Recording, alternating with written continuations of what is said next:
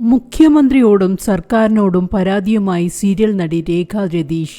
പരസ്പരം സസ്നേഹം, ഓട്ടോഗ്രാഫ്, സ്നേഹക്കൂട് തുടങ്ങി വിവിധ ചാനലുകളിലെ ഒട്ടേറെ പരമ്പരകളിലൂടെ മിനി സ്ക്രീനിൽ പ്രേക്ഷകർക്ക് സുപരിചിതയാണ് രേഖ രതീഷ്.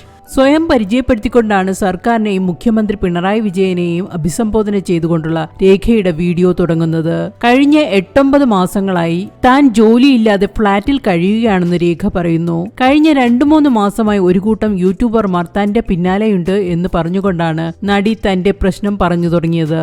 ഇവർ തന്റെ വീഡിയോകൾ മോശം ക്യാപ്ഷനോടെ പോസ്റ്റ് ചെയ്യുന്നുവെന്നും ജീവിക്കാൻ അനുവദിക്കാതെ സമ്മർദ്ദത്തിലാക്കുന്നുവെന്നും തനിക്ക് മാനസിക സമ്മർദ്ദം സഹിക്കാൻ കഴിയുന്നില്ലെന്നും അവർ വീഡിയോയിൽ പറയുന്നു.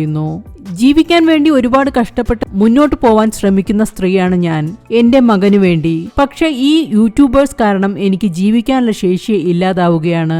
ഈ വീഡിയോ ചെയ്യാൻ കാരണം എനിക്ക് എന്തെങ്കിലും സംഭവിച്ചാൽ എന്തുകൊണ്ട് എന്നൊരു ചോദ്യം വന്നാൽ ഈ യൂട്യൂബേഴ്സ് തന്നെയാണ് ഇതിനു പിന്നിലെ കാരണം എന്ന് എനിക്ക് അറിയിക്കണം.